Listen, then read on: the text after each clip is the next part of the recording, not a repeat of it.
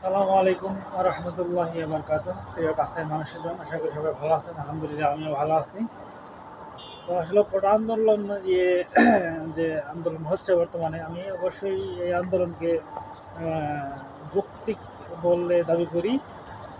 আহ, তারপরে যে কথাটা আমি বলবো আর কি, বাংলাদেশে এখনো প্রকৃত যারা মুক্তিযোদ্ধা, এদের মধ্যে অনেকে রিক্সা চালিয়ে খায়, ভ্যান চালিয়ে খায়, অথচ তারা মুক্তিযুদ্ধের সময় যুদ্ধ করছেন। ঠিকই যুদ্ধ করছেন, তারা অনেক জীবনের ঝুঁকি নিয়ে দেশটাকে রক্ষা করছেন। এখন তারা ওরকম লেখাপড়া জানতো না বিধায় তারা মুক্তিযোদ্ধা তাদের তালিকায় অন্তর্ভুক্ত করতে পারেন নাই। অন্তর্ভুক্ত তালিকায় অন্তর্ভুক্ত না হওয়ার কারণে আজ তারা কোনো ভাতাও পাচ্ছে না বা অন্যান্য সুযোগ সুবিধা পাচ্ছে না। কিন্তু এখন দেখা যাবে যে হাজার হাজার ভুয়া মুক্তিযোদ্ধা ঠিকই কি বলে ভাতা পাইতেছে, তাদের সন্তানেরা চাকরি বাকরির সুযোগ সুবিধা পাইতেছে। তাহলে আর স্বাধীনতা যুদ্ধের 50 বছর প্লাস সময় হয়ে গেছে, এখনো বাংলাদেশের মুক্তিযোদ্ধা আরো বাড়ে, কমে না। তাহলে আমি বাংলাদেশের মানুষের গড় আয়ু 60 বছরের কাছাকাছি। তাহলে যখন যুদ্ধটা হয়েছিল, তাহলে একটা মানুষের কমপক্ষে কি 10-15 বছর 20 বছর বয়স না? 70 বছর বয়সের মানুষ বাংলাদেশে কয়জন আছে? অ্যাভেলেবল আছে? নাই। তাহলে তাহলে এই যে মুক্তিযোদ্ধা খালি বাড়তেছে কমতেছে না, ভুয়া মুক্তিযোদ্ধাকে সমান শনাক্তকরণ করা হয় না কেন? আবার আজকে একটা নিউজ দেখলাম যে একটা মুক্তিযোদ্ধার 5 জন সন্তান সেই মানে চাকরি পাইছে মুক্তিযুদ্ধ করার থেকে, অথচ ওই 5 জন তার সন্তান না। চিন্তা করেন কতটা নোংরা মেন্টালিটি থাকলে নিজের বাবার পরিচয় পরিবর্তন করে চাকরির উদ্দেশ্যে সে চাকরি নিচ্ছে মুক্তিযোদ্ধা, অথচ সে তার বাবা না, জন্মদাতা পিতা না।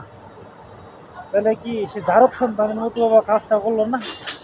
আমি চাকরির জন্য আমি আমার বাবাকে পরিবর্তন করে ফেলবো, সেটা বলবো? আসলে মেন্টালিটি কতটা খারাপ হইলে এটা করা যায়।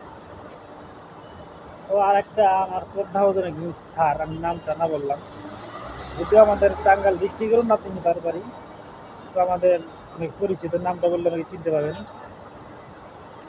তো সে একটা ফেসবুক পোস্ট করছে যে মুক্তিযুদ্ধ সন্তান 2%ও চাকরি পায় না। 2% মানে কথা কিন্তু একেবারে ফালিয়ে দেওয়ার মতো না। 2%ও চাকরি পায় না, কীভাবে সম্ভব এটা? তো 2%ও চাকরি পায় না, বাদ বাকি 28% কীভাবে পূরণ করা হবে? 2% যদিও পায়, 2% তাহলে বাকি 28%, 28% কি হয়? দেখা যায় যে যারা বড় বড় হাত আছে, মন্ত্রী মিনিস্টার পর্যায়ে যাদের হাত আছে, তো তাদের সাথে লিঙ্ক আপ করে বড় অঙ্কের বড় অ্যামাউন্টের একটা ব্যবসা ঘটিয়া ঘুষ টুস দিয়ে চাকরিটা নিয়ে নেয়। চাকরিটা নিতে পারলে তো সেও ঘুষ খায়, সেই চাকরিটা উঠাই ফেলায়, টাকাটা উঠাই ফেলায়। তাই ঘুষ দিতে কি সমস্যা? মানে এটা চাকরি না, এটা একটা ব্যবসা। ব্যবসায় ইনভেস্ট করছে, চাকরি পাইয়া সেই ইনভেস্টটা সে ঘুষ খায় উঠে ফেলায়। কত সুন্দর একটা এই যেমন আমাদের প্রশ্ন ফাঁসের বিষয়টা যে কেবল প্রকাশ্যে আসছে না, প্রকাশ্যে না আসলে তো এটা জানা হতো না। এখন তো ঠিকই জানছি। এইসব বিষয় আজকে অনেক বের হবে। ভুয়া মুক্তিযোদ্ধার সনদপত্র বের হবে, এখন দেখবেন ভুয়া মুক্তিযোদ্ধার সন্তান বের হবে, ঘুষের চাকরি, দুর্নীতির চাকরি, সব কিছু বের হবে ইনশাল্লাহ। এটা ভালো একটা সিদ্ধান্তে উপনীত হোক। আমরা বলি না যে 100% মুক্তিযোদ্ধা করা বাদ দেওয়া হোক, এটা কি কম কম করা হোক, অলমোস্ট 10% নিয়ে আসা হোক। তাহলে দেখা যাবে যে মেধাবী ছাত্ররা একটু মুক্তি পাবে। মুক্তি পেলে দেশে সামঞ্জস্য আসবে, ঘুষ দুর্নীতি কমবে, এটাই বলা ছিল আর কি। তো আশা করি সম্পূর্ণ ভিডিও সরিয়েছেন।